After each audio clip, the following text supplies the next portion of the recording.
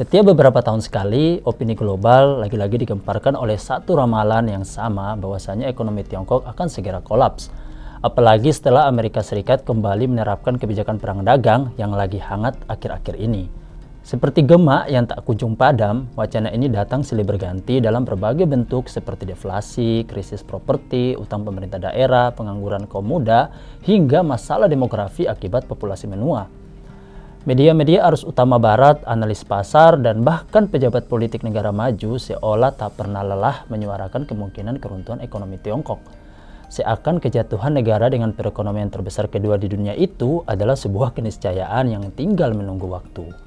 Namun yang menarik, ramalan ini tak kunjung menjadi kenyataan. Meski badai eksternal dan tantangan domestik silih berganti, ekonomi Tiongkok nyatanya tetap berdiri kokoh.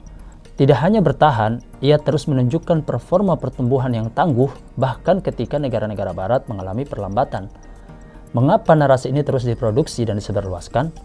Apakah ia lahir dari kekhawatiran atau justru merupakan alat politik yang digunakan untuk menekan kekuatan pesaing global?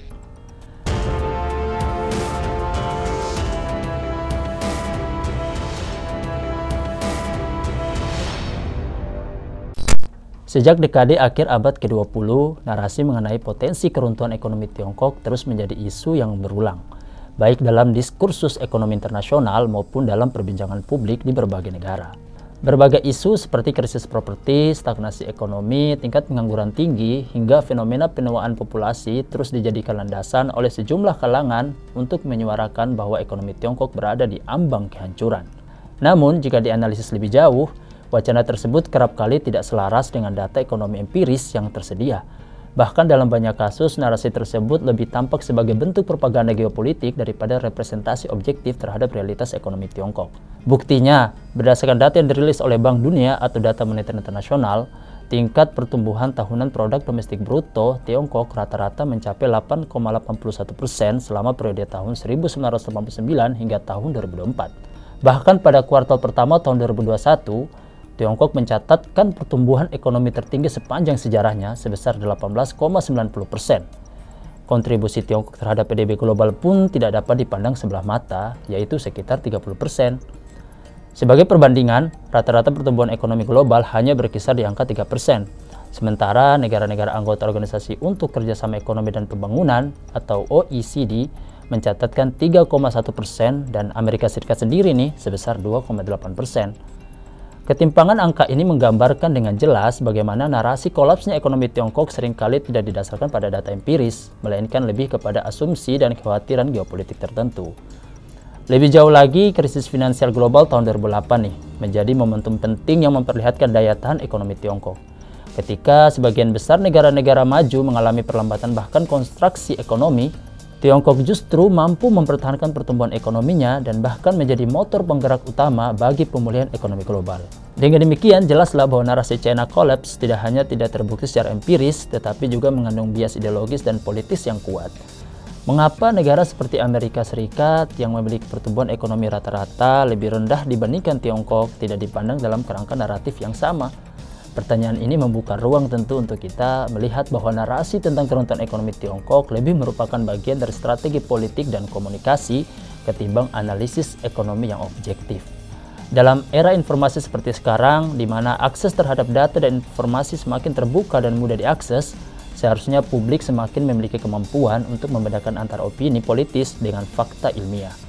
Sayangnya, sebagian besar masyarakat masih menerima narasi populer secara mentah tanpa proses analitis kritis. Fenomena ini tidak jarang diperparah oleh rendahnya literasi media dan ekonomi di berbagai negara berkembang, termasuk Indonesia tentunya. Sehingga informasi dari sumber-sumber tidak kredibel seperti media sosial atau sejenisnya justru dijadikan landasan keyakinan. Lalu, siapa sebenarnya yang berperan penting dalam penyebaran isu ini? Ya, tentu saja Amerika Serikat yang secara konsisten memproduksi dan menyebarkan narasi bahwa ekonomi Tiongkok akan kolaps. Kenapa bisa demikian? Jika ditelaah lebih lanjut, motif utamanya tampaknya bersifat politis dan strategis. Pertama, propaganda ini berfungsi sebagai alat untuk mengalihkan perhatian publik domestik dari masalah-masalah struktural yang dihadapi oleh perekonomian Amerika sendiri. Inflasi yang tinggi, tingginya tingkat utang nasional, defisit anggaran, serta meningkatnya jumlah tunawisma dan pengangguran merupakan isu-isu serius yang tengah melanda Amerika. Menurut Departemen Keuangan Amerika Serikat, sebagaimana dilaporkan oleh Forbes, Amerika diperkirakan akan menghadapi tantangan fiskal jangka panjang yang signifikan. Rasio utang terhadap PDB diproyeksikan melampaui 200% pada tahun 2046 dan bahkan bisa mencapai 566% pada tahun 2097 akibat penuaan populasi dan menurunnya laju pertumbuhan ekonomi. Di tengah kondisi inilah, menciptakan musuh bersama atau distraksi eksternal dalam bentuk ancaman ekonomi dari negara lain seperti Tiongkok menjadi strategi retoris yang efektif. Selain itu, propaganda tentang keruntuhan ekonomi Tiongkok juga dimaksudkan untuk menciptakan ketidakpercayaan investor terhadap stabilitas ekonomi negara tersebut.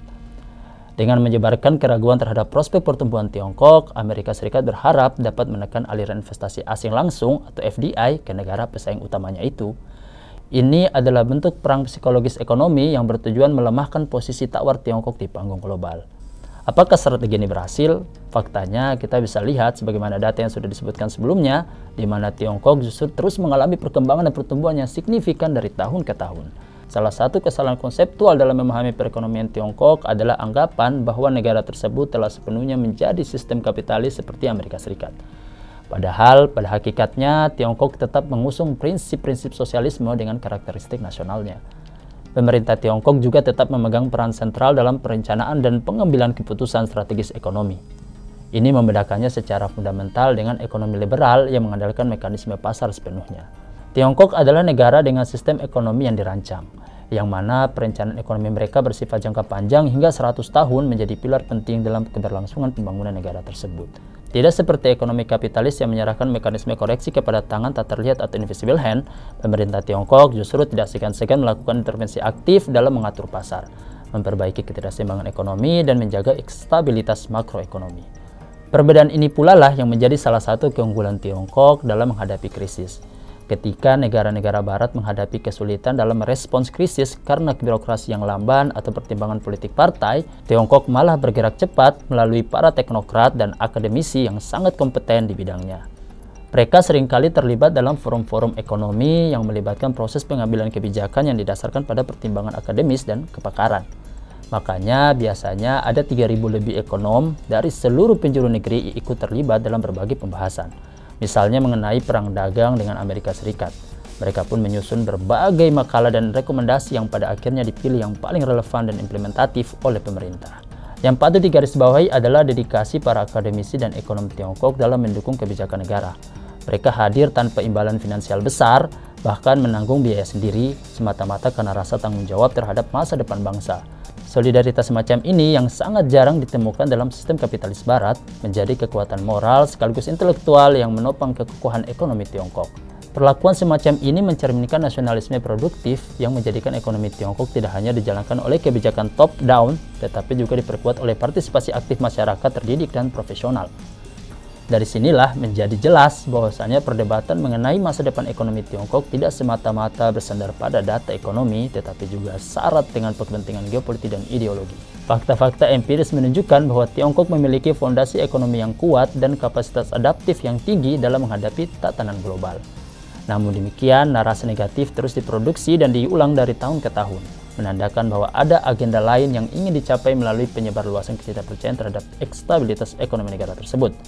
Maka pertanyaan penting harus kita ajukan bukan lagi apakah ekonomi Tiongkok akan runtuh, melainkan siapa yang diuntungkan dari keyakinan bahwa ekonomi Tiongkok akan runtuh. Disinilah pentingnya masyarakat global termasuk akademisi, pembuat kebijakan, dan publik luas untuk memandang isu ini secara jernih, adil, dan berbasis pada nalar ilmiah, bukan prasangka atau desakan wacana politik global. Oleh karena itu, dapat disimpulkan bahwasanya propaganda yang dilancarkan oleh negara-negara barat, khususnya Amerika Serikat, lebih mencerminkan kegelisahan terhadap bangkitnya kekuatan baru yang dapat menggeser dominasi global yang telah mereka nikmati selama lebih dari 1 abad. Strategi komunikasi yang digunakan oleh Amerika tidak lain adalah untuk mengaburkan kelemahan domestik mereka sendiri serta menghambat kebangkitan Tiongkok melalui persepsi negatif yang disebarluaskan secara sistematis. Makanya, dalam memahami dinamika ekonomi global saat ini, sangat penting bagi masyarakat dunia, termasuk Indonesia, untuk meningkatkan literasi ekonomi dan berpikir secara kritis. Hanya dengan pendekatan berbasis data, rasionalitas, dan pemikiran analitis, publik dapat terhindar dari jebakan narasi yang bias dan menyesatkan tersebut. Demikian Jurnal Barata, saya Rizal Rumra, terima kasih.